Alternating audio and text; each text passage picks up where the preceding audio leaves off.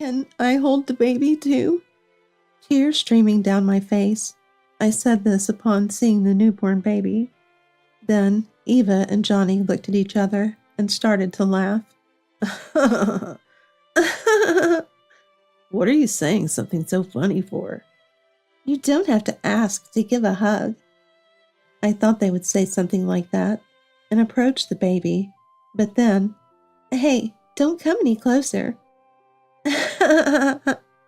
Eva said, laughing. I thought I misheard, but I hadn't. After all, why should I let a stranger like you touch my child? Stranger? Johnny also looked at me and laughed. We don't need you anymore. He threw the words at me as if spitting them out. Seeing me frozen and unable to speak, they both laughed. Were all those days a lie? Was I the only one enjoying our time together? It felt like the world was going dark. No, it was fun. You made a lot of money for us. Fed us, right? Yeah, right. We could live luxuriously, and you did everything we said.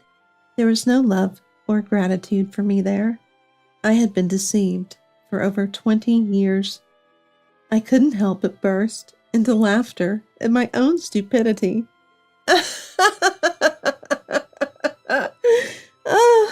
Shaking with laughter, I laughed. Have you finally gone mad? Johnny looked at me with a contemptuous face, wondering what was happening to me. Why did I ever love such a man? That's disgusting. I thought it might be something like that. Johnny and Eva looked confused. I headed towards the door behind me. When I opened the door, the two of them froze. I am Ashley, 53 years old, living with my husband and daughter. At first glance, ours might seem like any normal family, but our case is a bit different. The daughter is not my biological child, but my husband's stepchild. I was married to another man before I met my husband, but we divorced due to infertility. It was a mutual, amicable divorce. Knowing I couldn't have children, I threw myself into my work like never before. Work was the only purpose I had in life. Before I knew it, I became one of the top performers in the company, and that's when I met Johnny, who would become my husband. Johnny worked at a client's company and was a kind young man of the same age. The first time we met was when my heel broke during a visit to Johnny's company, and he helped me. That was the start of everything. Every time we saw each other, we greeted and gradually started to talk more. Before long, I found myself looking forward to meeting Johnny. One day, when I went to Johnny's company, there was a little girl, about 3 years old, in the office. Curious, I asked the receptionist, who told me that the girl's name was Eva and that she was Johnny's daughter. Eva's mother had passed away shortly after she was born. Since then, Johnny had been raising her alone, working while taking care of her. Sometimes when Eva couldn't go to the childcare center because of a fever, she would wait in the office like this. There was a cooling gel patch on Eva's forehead. Just then, Johnny returned to the office. Oh, Ashley, here for another meeting today? He greeted me with a smile. Yes, that's right. I imagined the unseen struggles Johnny must be facing. I heard about Eva. Johnny was surprised, but quickly smiled again. She sometimes comes here. The childcare center won't take her, even with a slight fever. I see. I'm sorry. Don't mind me, and please go home early to rest. For someone without children, I couldn't imagine how hard it must be. Yes, I will. See you then. With that, Johnny picked up Eva and left the company. Even during the meeting, I couldn't stop thinking about Johnny and Eva. There are many people raising children alone. Surely each family has its own set of struggles. Even families with both parents present have their hardships.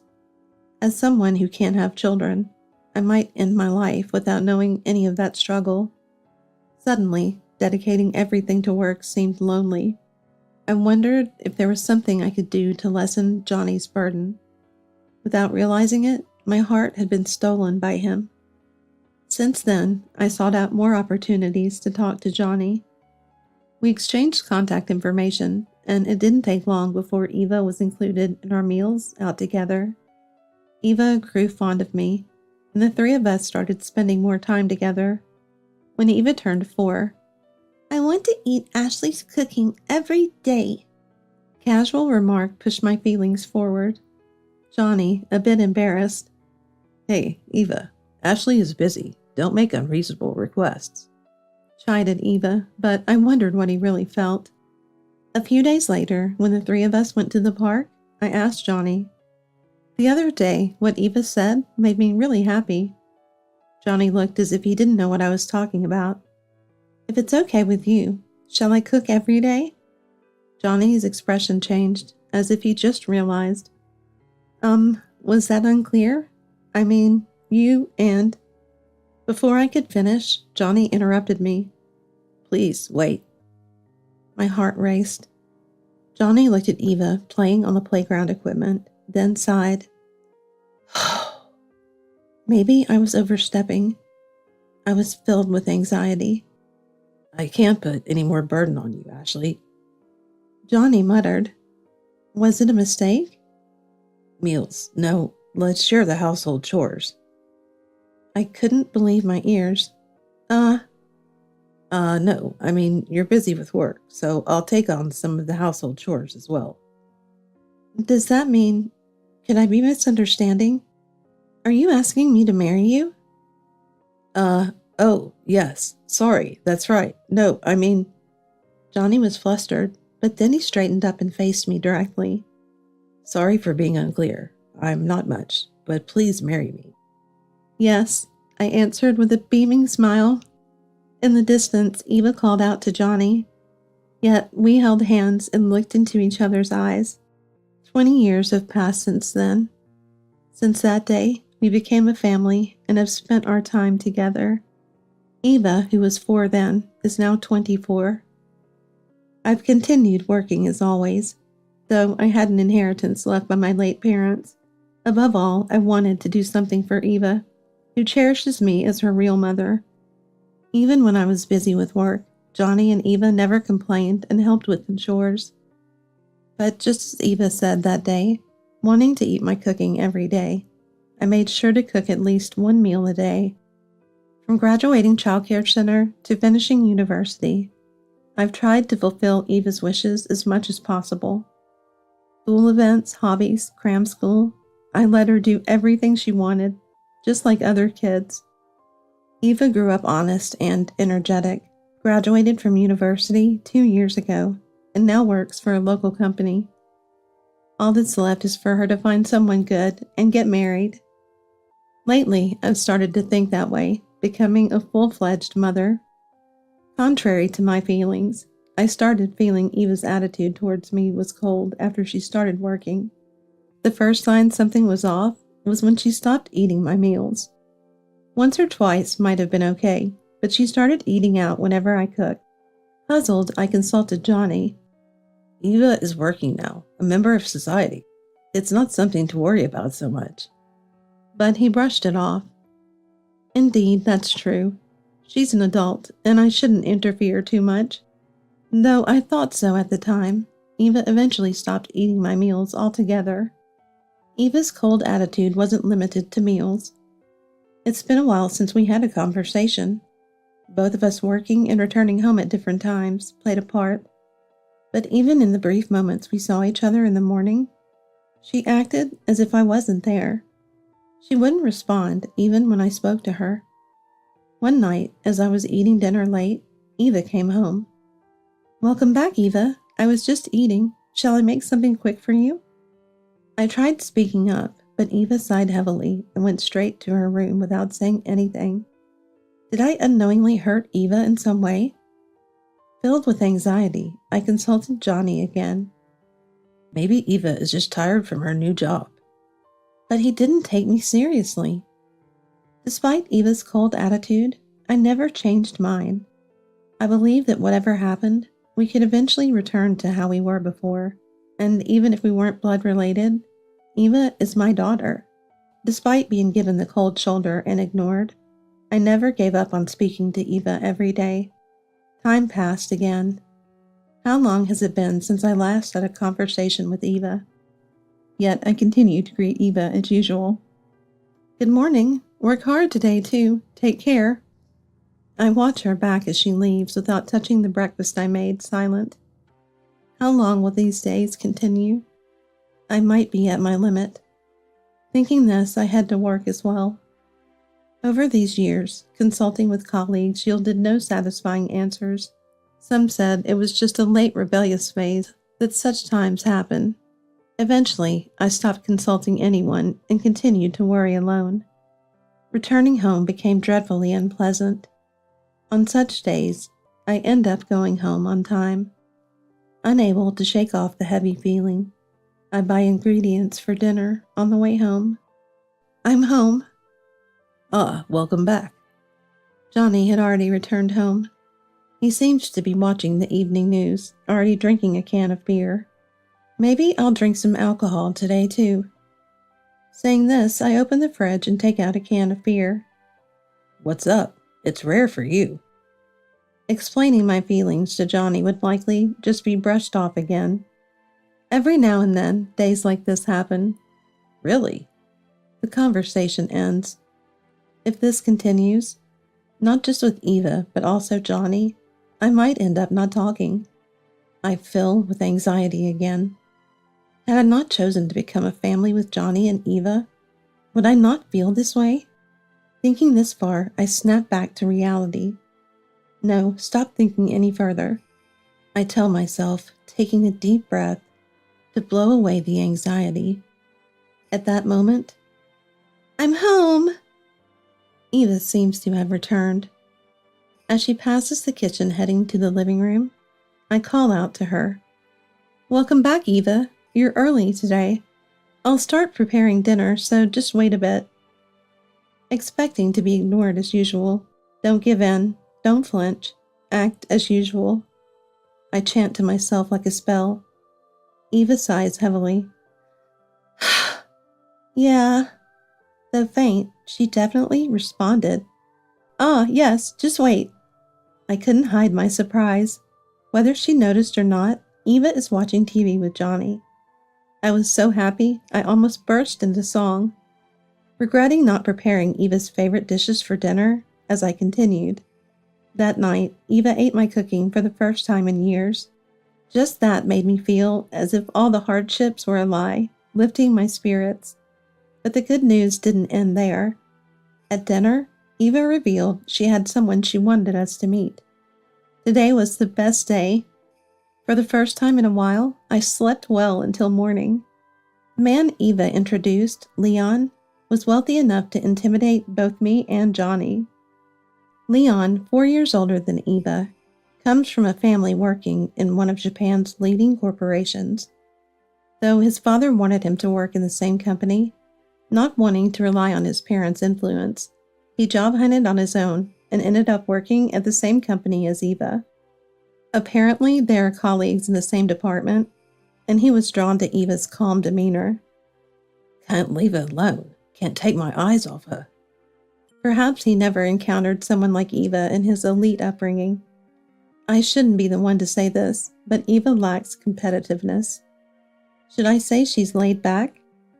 Even from my perspective, she's a relaxed daughter.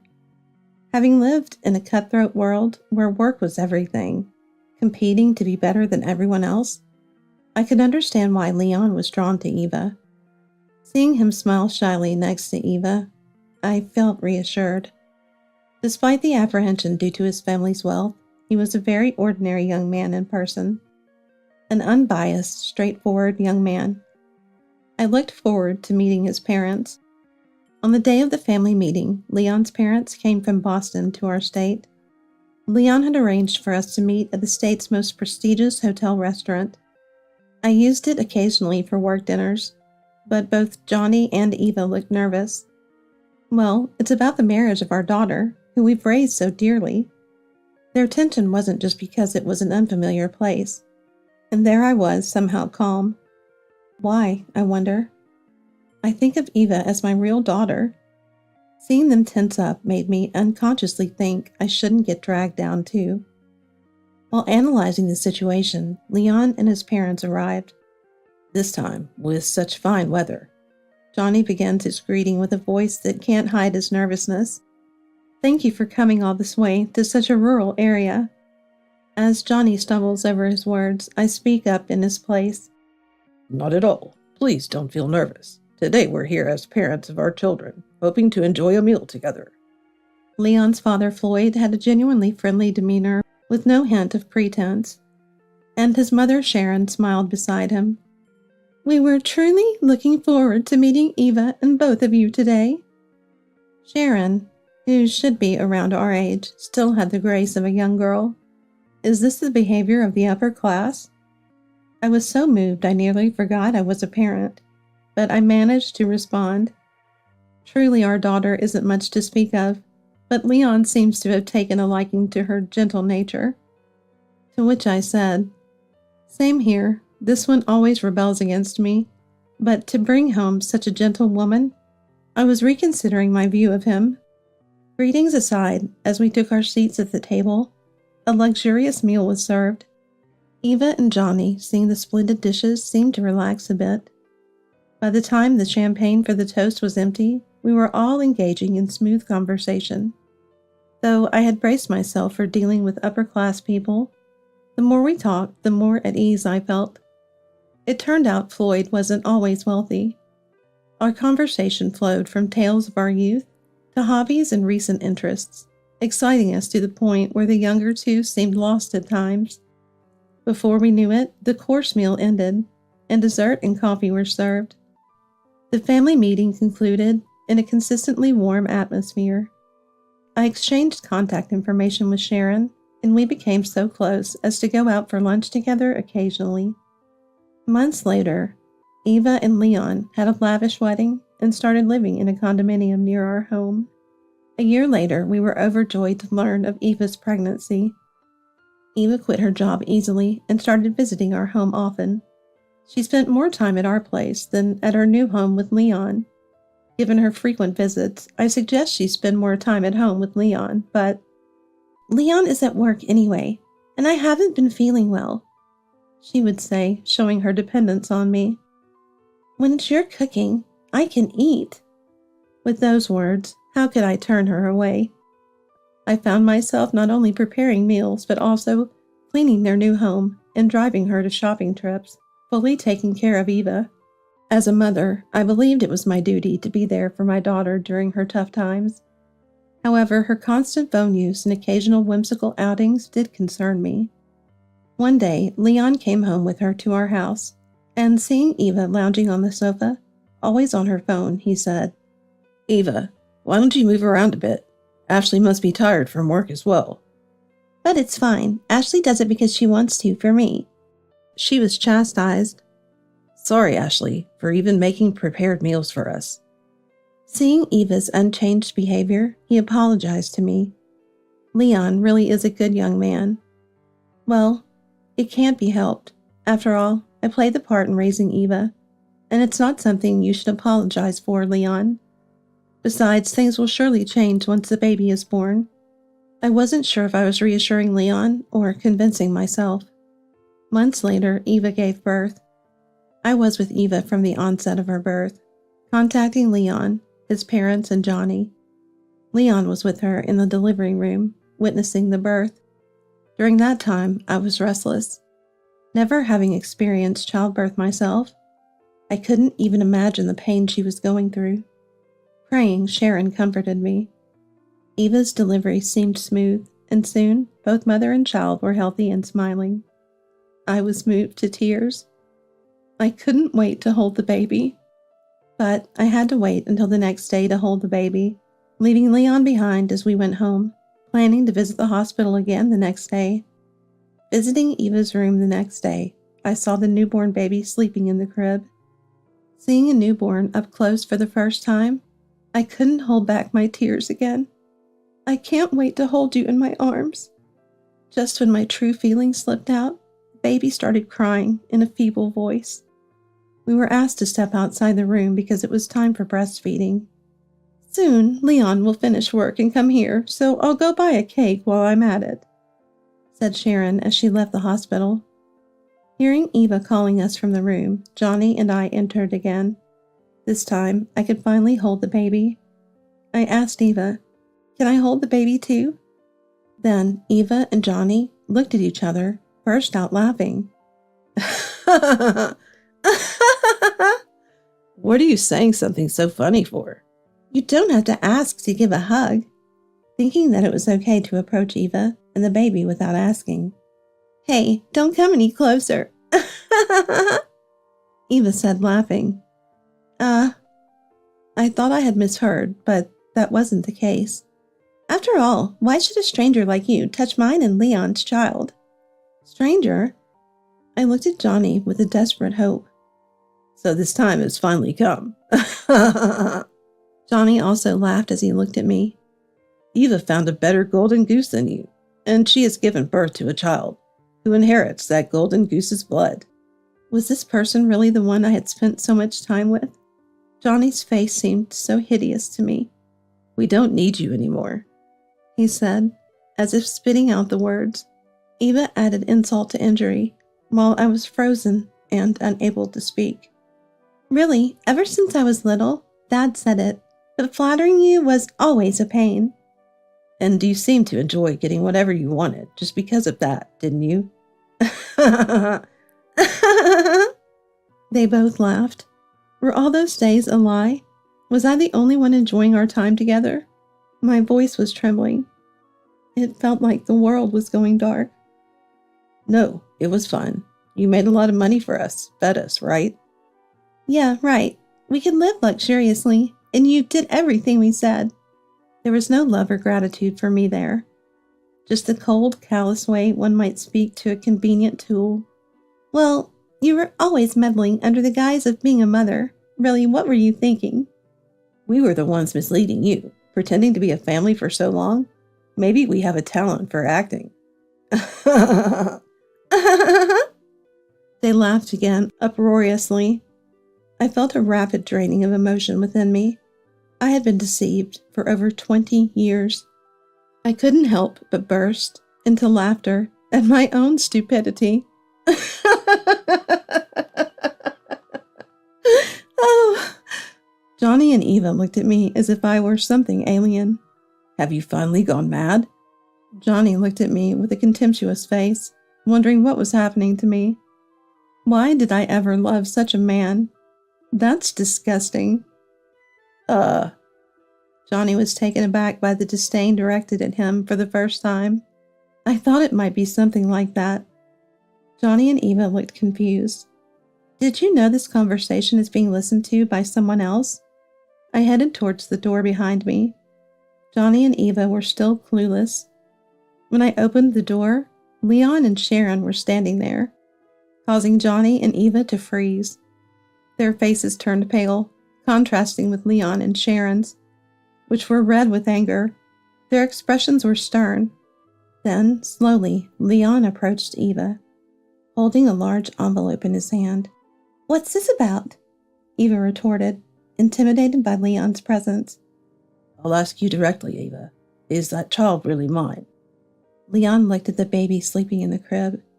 Eva's face showed a moment of fear. What are you talking about? Of course it is. Her blinking increased. Without a word, Leon handed over the envelope. What's this? Eva cautiously checked the contents of the envelope and was speechless. What's going on? Johnny went next to Eva, took the documents from her hand, and then lost his words just like Eva. I'm going to have a DNA test done on the child, Leon said as he picked up the documents that fell from Johnny's hand. It's some mistake. Eva desperately appealed to Leon, but it seemed not to reach him. Floyd has a friend who's a brilliant lawyer. This evidence is acknowledged by the lawyer as well, isn't it? Despite her delicate appearance, Sharon's voice was merciless. Why has it come to this, Eva? It seemed Johnny was unaware that Eva had been unfaithful. The documents Leon brought were evidence of Eva's infidelity and related to the divorce discussions. There must be some mistake, Eva muttered in a much softer voice than before. If it's a mistake, let's get it verified. The look in his eyes as he gazed at Eva might still hold a desire to believe in her. A slightly kinder gaze mixed in. Ashley, thank you. Leaving Johnny behind, we left the room. Leon expressed his gratitude politely. It's okay. Whenever Eva acted strangely, there was always something going on. It was me who first suspected Eva's infidelity. During her pregnancy, Eva would come over to our place numerous times and fiddle with her mobile phone. I happened to catch a glimpse of her screen once. It looked like a messaging app with text like, "Want to meet? How about now?" And then Eva would leave the house. Leon was supposed to be at work, and there were some concerning details for just a friend. Around that time, when Leon came to pick up Eva, he consulted with me. He mentioned how Eva seemed indifferent. I explained it might be the emotional instability common during pregnancy, but my suspicion wasn't based on solid evidence. I couldn't confront Eva with such doubts. Leon, on his part, started an investigation on his own. The investigation revealed the possibility of Eva's infidelity and her being pregnant with another man's child. But by then, Eva was already in her final month of pregnancy. When I heard about it from Leon, I mentioned something that made sense, and to get confirmation, I suggested a DNA test after the baby was born. I really can't make up for what I've done. The fact remains that I raised that child. How can I even begin to apologize? I apologized to Leon and Sharon. It was a family issue we've lived with for over 20 years, not something I alone could be forgiven for. Yet calmly, "What are you saying, Ashley? It's those two. It's the mother and child who are to blame. You're a victim too. Maybe we should consult the lawyer we used this time," Sharon said. She smiled innocently, charmingly. This was the one person I shouldn't make an enemy of. I felt fortunate to have such a strong friend. A few days later, the DNA test results came out. Child's father was indeed not Leon. Leon filed for divorce, but Eva refused, leading to mediation. Eva started to act seductively towards me again, but I paid her no attention. In fact, living in the same house with the three of us had become a nuisance, so I had already started preparing to move. But both Leon and I were appalled by Eva's stubbornness in refusing the divorce during mediation. But as the divorce lawsuit proceeded, Eva's defeat became evident. Adultery after marriage, sexual relations, pregnancy with another man's child. Such actions were inhumane, and there was even a DNA test report of the child. Eva and her affair partner were sued for damages. Eva's lover was still a university student, had not taken responsibility for the child, and had already fled. Therefore, Eva had to pay the compensation for her lover as well. Moreover, Eva couldn't rely on Johnny. Unknown to me, Johnny had quit his job while we were living on my income, and had even accumulated gambling debts. I learned about this from Sharon while Eva's divorce negotiations were dragging on. Of course, I filed for divorce from Johnny. Since we were going through the lawyer introduced by Floyd, the divorce should be finalized soon. Yet Eva and Johnny seemed to cling to me, but those around me were aware of their actions and supportive of me. So far, there have been no assaults from the two. As for the baby, Johnny's parents decided to take it in.